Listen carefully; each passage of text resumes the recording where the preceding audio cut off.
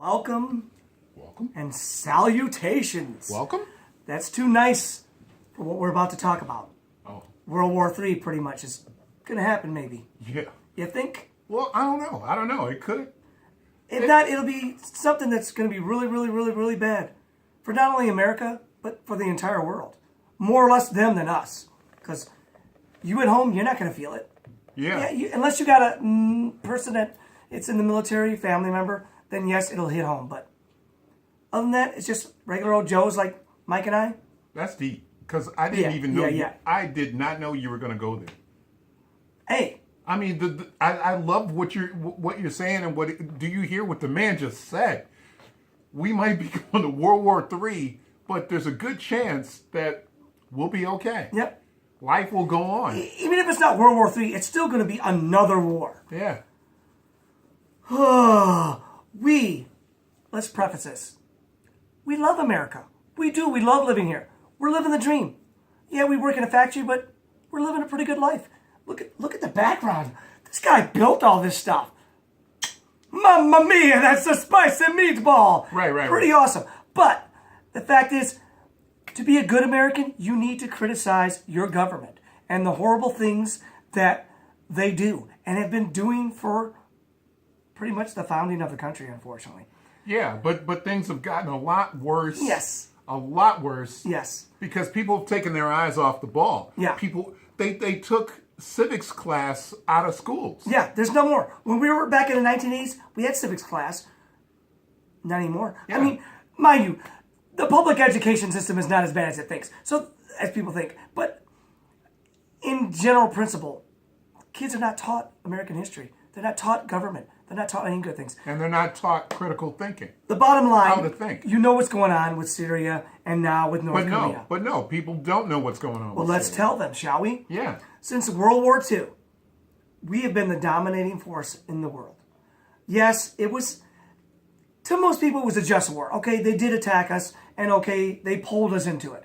Japan and Hawaii. Exactly. Bombing Hawaii and all that stuff. Yeah. We won the war. Yay! War's never won, because millions of people died.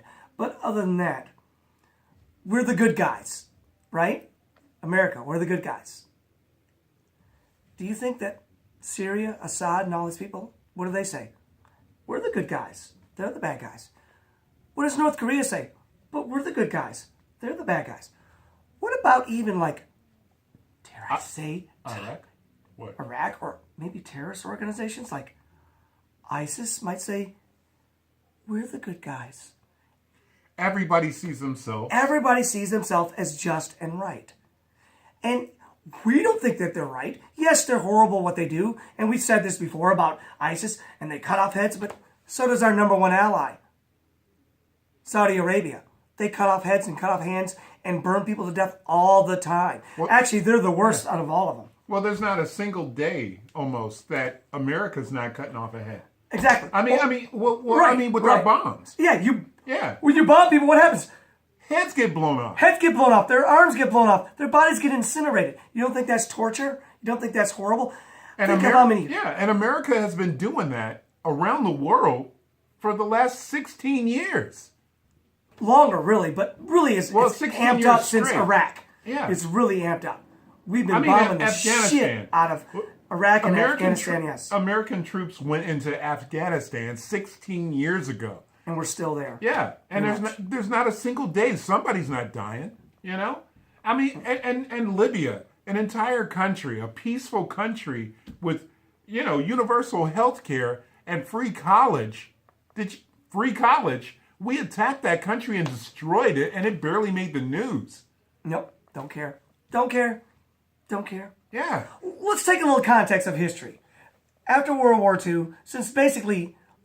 Let's just directly talk about North Korea. Even though Syria is more of a concerning thing. Well, let's just have a little history. North Korea, it's in the news. Okay, there was the Korean War back in the 50s, And that was another war that was never resolved. Okay, right. Just like Vietnam, just like this war right now. It'll never be resolved. It's not conventional warfare since World War II. It ended at World War II. After that, there's never been warfare that has been the same. I mean, look what happened in Vietnam and even in Korea.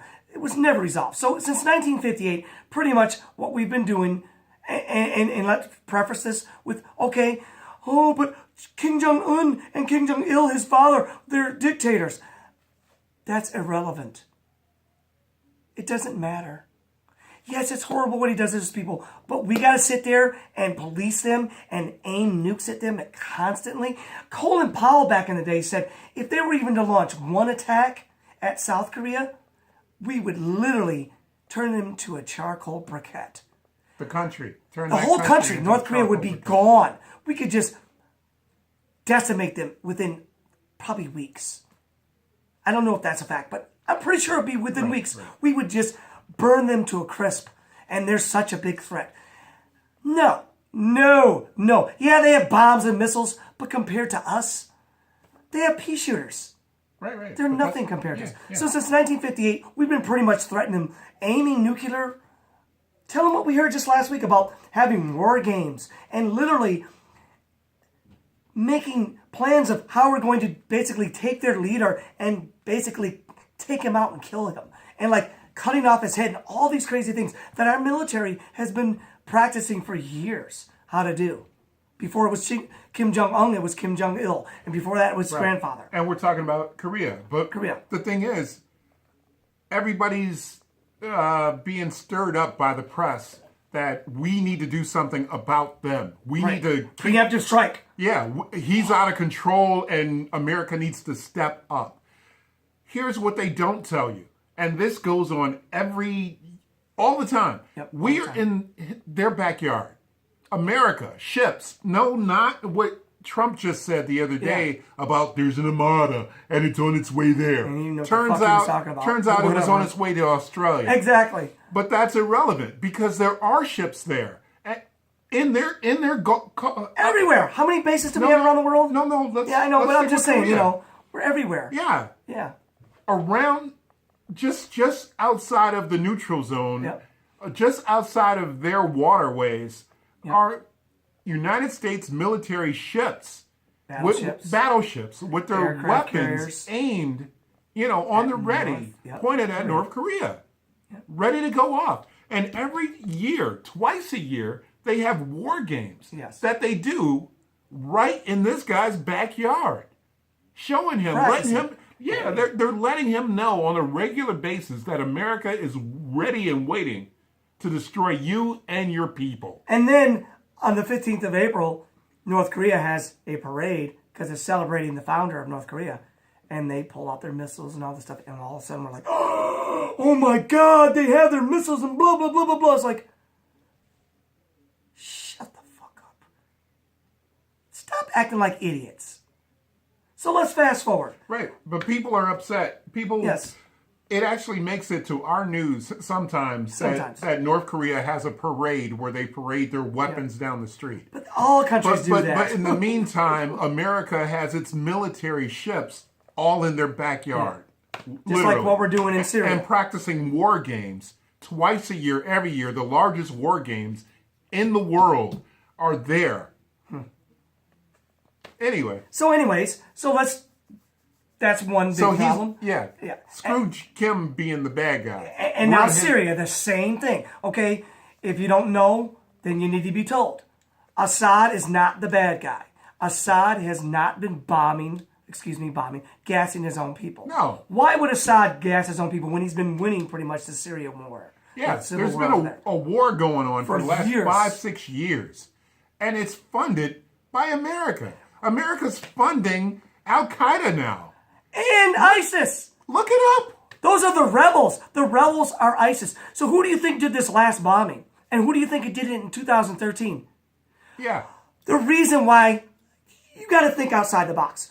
Think about it. If you want the world to hear your voice, and mind you, ISIS, let's just take ISIS. They're such a big threat. What, there's still only like 30,000 of these guys? How are you going to get everybody, I lost my bracelet. How are you going to get everybody to listen to what you say? Kill some folks and pretend it's Assad. They did it to their own people. They're the ones that did it. They don't care. Yes, they're monsters, but they gas the people. Look at you. Look at the footage. It makes no sense with the white helmets and all these things. And those people are supposed to be with sarin gas. If you get bombed with sarin gas, you have to have like almost hazmat suits on. You have to have gloves and like respirators on. You can't handle dead bodies with that. And look at the latest round. They're spraying them with water. Give me a break. Use your brain.